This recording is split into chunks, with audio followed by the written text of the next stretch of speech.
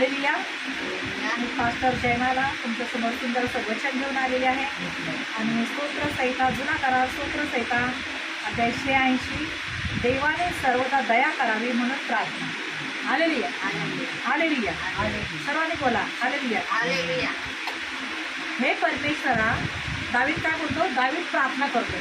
काय प्रार्थना करतोय? देवाने सदैव आपल्याला काय केलं पाहिजे? दया केली पाहिजे. म्हणून आपण काय केलं पाहिजे? प्रार्थना. तोंड उघडून बोला. देवाने काय केलं पाहिजे? आपण देवाने आपल्यावर दया करावी म्हणून आपण काय करायला पाहिजे? प्रार्थना करायला पाहिजे. हालेलुया. दावीद काय बोलतो? हे परमेश्वरा कान लाव. काय? हे परमेश्वरा कान लाव आणि मला उत्तर दे. हालेलुया. मी दीन व दरिद्री आहे. काय म्हणतो देवाचा सेवक? म्हणतो हे परमेश्वरा, मी जे प्रार्थना करतोय त्याच्याकडे कान लावतो आणि मला त्या प्रार्थनेचं काय कर? उत्तर दे. कारण मी काय आहे? दीन आणि दरिद्री आहे. हालेलुया. परत काय म्हणतो दावीद? माझ्या जीवाचं रक्षण कर कारण मी तुझा भक्त आहे. हे माझ्या देवा, तुझ्यावर भाव ठेवणाऱ्या सेवकाचे तारण कर. हालेलुया. असं आपण सर्व बोलू शकतो जर आपण खरं देवावर भाव ठेवलाय, देवावर प्रेम करतो. माणसांना बोलण्यापेक्षा, माणसांना तुमचं सांगण्यापेक्षा प्रार्थना करायची देवाकडे आणि काय म्हणायचं? देवा माझ्यावर दया कर. मी जे काय प्रार्थना करते तुला सांगते ते माझ्या बोलण्याकडे कान दे. कारण मी तुझ्यावर काय ठेवलाय? भाव ठेवलाय. माणसावर भाव नाही ठेवलाय, शेजारीवर भाव नाही ठेवलाय, मैत्रिणीवर नाही, घरातल्या परिवारावर नाही, तर कुणावर भाव ठेवलाय? जिवंत देवावर. हालेलुया. आणि देवा तुझं काय आहे? भक्त आहे. माझ्या जीवाचं काय कर? रक्षण कर. Hallelujah hallelujah. आणि माझं तुझ्यावर भाव ठेवणाऱ्या भक्तावर काय कर? त्याचं तारण कर. हालेलुया. हे प्रभू माझ्यावर कृपा कर कारण मी दिवसभर तुझा धावा करतो.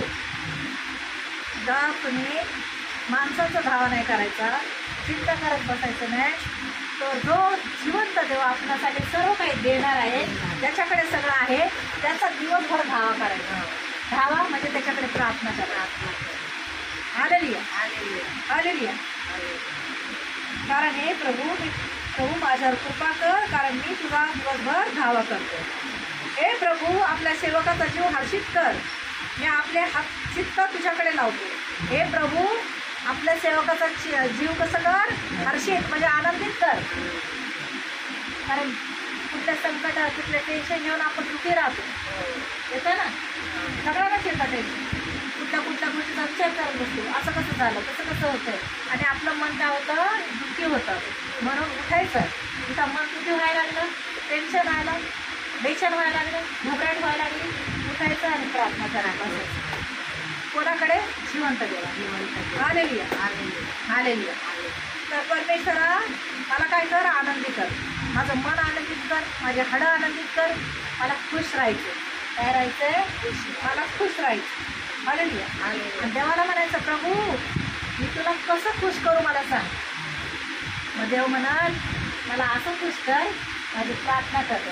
लोकांना सांग येशू कोण आहे. दिवसातून एक व्यक्तीला तरी तू माझं स्वार्थ सांग.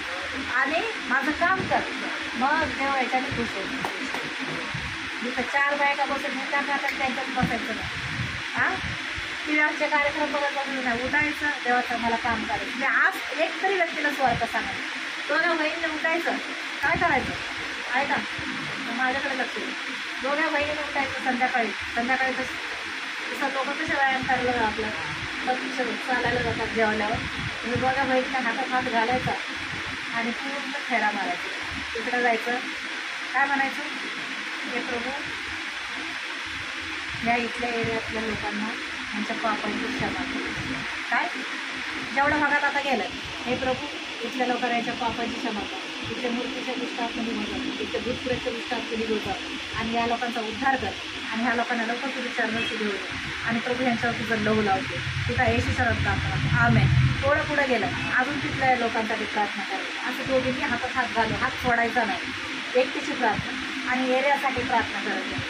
मग तिथून तशी प्रार्थना करून तसं बाहेर येऊन त्या बाजूने बाहेर येऊन इकडून यायचं. पुन्हा त्या रोडाने येऊन पुन्हा आतमध्ये शिरायचं. तर तिकडच्या लोकांसाठी असं तुम्ही रोज जर प्रार्थना करायला लागला लोकांना काय वाटेल, हे लोक चालत आहे, काय दिसतात शतपावली चालत आहे, पण तुमच्या तोंडात प्रार्थना, अशी प्रार्थना करायची पुऱ्या एरियासाठी प्रार्थना. आणि मग देव काय करणार, त्या एरियाचा ताबा घेणार आणि त्यांना म्हणायचं सगळे आमच्या कलेशात प्रार्थनेला यायचे, तिथं ह्या लोकांचा उद्धार कर, कारण तुझी इच्छा आहे त्यांचा नाश होईल. असं एवढं लक्षात राहणार नाही बोलायचं. मग असं रोज तुम्ही संध्याकाळचं करा. दोघं बहिणी हातात हात घालायचं, देव तुम्ही काय करताय, किती देवाला देताय ते नाही बघत देव, तुम्हाला काम किती करताय त्याचं. आणि ह्या उपासात करतात तुम्ही काम करताय तर देव तुम्हाला किती प्रतिफळ देईल. त्याचं ऐकत बसू नका. दोघा बहिणीने उठायचं, याला हाक मार, त्याला हाक मार, चला या इकडं, कुठल्या सिस्टर या, कुठल्या सिस्टरची गरज नाही, दोघी सिस्टर आहेत का, दोघीने हातात हात घालायचं, हळूहळू चालत चालत चालत पूर्ण एरिया पूर्ण पालथा घालायचा. तिथून येऊन कसं रोज करा, असं रोज करा आणि बघा देव काम करेल. हां, कारण आपण जगासाठी प्रार्थना करतो, देव आपल्यासाठी करत असतो. Hallelujah, hallelujah. तर परमेश्वराचं वचन काय करतं, हे देवा हे प्रभू आपल्या सेवकाचा जीव कसा कर, हर्षित आनंदित कर, कारण माझं चित्त कुठे आहे, माणसांकडे नाही आहे, इकडं नाही आहे, माझं चित्त कसं आहे, तुझ्याकडे लागलं. हालेलुया. हे परमेश्वरा, हे प्रभू तू उत्तम आणि क्षमाशील आहेस आणि तुझा धावा करणारा सर्वांवर उकून दया करणार आहे. परमेश्वर काय म्हणतो, कुणी कितीही काय पाप केलेलं असेल पण देवा देऊन जर त्याला पश्चाताप होतो, क्षमा मागतोय, माफीच मागतोय, तर परमेश्वर काय करतो, त्याच्या मागील पापं पुसून टाकतो आणि इथून पुढं तो लक्ष देतो. हालेलुया. हे काय करतो, मनात जरी नाही का, असं मनात जरी आहोत काय बाई इतकं पण माझ्या वाईट, कारण त्याने आपला बनवलं आणि त्याचा श्वास आपल्या नाकड्यामध्ये फुकलाय म्हणून जीवन, म्हणून जे मातीने बनवलेले आहेत ते सगळे परमेश्वराने, आणि त्याचा श्वास आपल्या त्यांच्या नाकपुड्यात फुकलाय म्हणून ते जिवंत आहे. म्हणून त्या माणसावर, मातीच्या माणसावर गर्व हे नाही करायचं की माझ्यासोबत हे पाहिजे ते सोबत नाही, माझ्यासोबत देव पाहिजे. सच्चाईने खरं पण मागलं तर देव सोबत राहणार. हालेलुया. आणि देव कसं आहे, चुकलंय लगेच क्षमा मागणं, लगेच पश्चाताप करणं. देव काय म्हणतो, मी तुला क्षमा करतो. क्षमा पाहिजे तर चुकलंय आणि क्षमा मागितली, पश्चाताप केला तर देव काय करतो, क्षमा करतो. आणि विपुल दया आहे देवाची. विपुल म्हणजे खूप मोठी दया आहे. देव खूप मोठी दया करणारा परमेश्वर. Hallelujah, hallelujah. परमेश्वराचं वचन सांगता, हालेलुया, हे परमेश्वरा माझ्या प्रार्थनेकडे कान दे, माझ्या काकुळतीच्या वाणीकडे लक्ष दे. हालेलुया. हे परत दास काय म्हणतो, हे परमेश्वरा माझ्या प्रार्थनेकडे कान दे. आणि मी काकुळतीने बोलतो, काकुळतीने म्हणजे एकदम कळकळून, एकदम विनवणी करून देवाला. देव काय करतो, सर्व प्रार्थना ऐकतो. मी आपल्या संकट समय तुझा धावा करीन, कारण तू मला उत्तर देशील. आणि हे प्रभू, देवामध्ये तुझ्या समान कुणी नाही आणि तुझ्या कृत्यांसाठी कोणतीही कृत्य नाही. Hallelujah, hallelujah. काय आहे परमेश्वर, कसा आहे परमेश्वरला म्हणायचं, हे परमेश्वरा जेव्हा संकट येतं आपल्यावर, काही येतं तर लगेचच उठायचं आणि परमेश्वराला प्रार्थना करायचं. याला त्याला सांगायला नाही, काय करायचं, प्रार्थना. दास काय म्हणतो, प्रभू संकट काळी तुझी प्रार्थना कर, माझ्यावर संकट आलंय, संकट यायचं आता वाटतं की माझ्या समय माझ्याकडे संकट येणार आहे, तर आधीच प्रार्थना. संकट आल्यावर नाही, संकट आल्यावर नाही, आधीच प्रार्थना करत राहायची. हालेलुया. आणि परमेश्वरासारखा कुणीच देव नाही या जगात, त्याच्या कृत्यासारखी कुणीच कृत्य केलेलं नाही. हालेलुया. तर परमेश्वरावर भाव ठेवा, परमेश्वरावर प्रेम करा आणि परमेश्वराकडे खरी प्रार्थना करा, कारण तोच योग्य समय तुमच्या प्रार्थनेला उत्तर देणार आणि तोच तुमच्या जीवाचं काय करणार, तारण करणार. तुमच्या प्रार्थनेचं, विधवा लोकांची प्रार्थना, अनाथांचा, विधवांचा कैवारी परमेश्वर आहे, सगळ्यांची प्रार्थना ऐकतो, एक आईची प्रार्थना ऐकतो. एवढ्या वर्ष झाले अजून तुमच्या प्रार्थना ऐकल्या नाहीत, कारण तुम्ही तसं प्रार्थना केलं नाही, खरं तुम्ही देवाला आवडलं असं वागलं नाही, म्हणून अजूनपर्यंत देवाची प्रार्थना ऐकली नाही. जर तुम्ही खरं वागणार, देवावर खरं प्रेम करणार आणि परमेश्वराला खरं शरण जाणार, आपल्या अधिकाराचं ऐकणार, आपल्या अधिकाराच्या विरोधात जाणार नाही, कारण अधिकाराला पाठवणारा परमेश्वर आहे. तर परमेश्वराच्या म्हणजे देवाच्या पाठच्या लोकांच्या विरोधात जाणार तर तुम्ही देवाच्या विरोधात जाणार, कारण देवाने तुमच्यावर अधिकारी नेमलेला आहे. तुम्ही अधिकाराचं ऐकणार नाही, तुम्ही तसं शाळेत जाता आणि तिथे तुम्हाला तुम्ही विद्यार्थी बनून जाता आणि तिथे तुमचा शिक्षक असतो गुरुजी, तुम्ही त्याचं ऐकत नाही, शिक्षकाचं ऐकलं पाहिजे ना.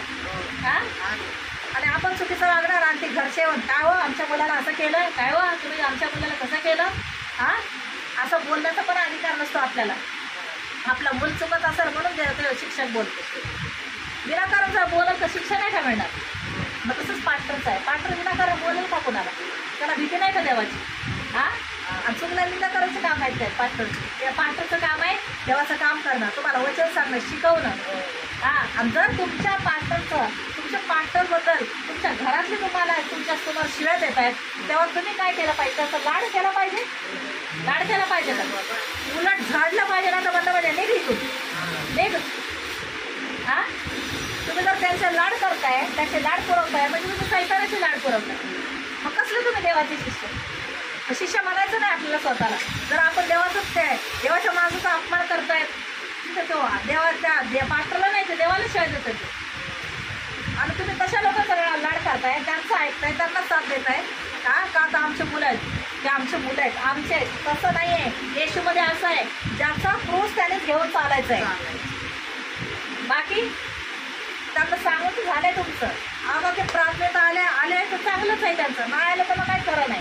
म्हणून त्यांच्या देवाच्या विरोधात जायचं नाही, देवाच्या माणसाच्या विरोधात जायचं नाही. आपल्या घरच्या आपला बाकीचा अपमान करताय, शिवाय घालतात, काय काय बोलतायत, उलट झाडलं पाहिजे. आणि नाही केलं तर मला निघू असं बोललंय, तेव्हा तुम्ही खऱ्या आई आहे.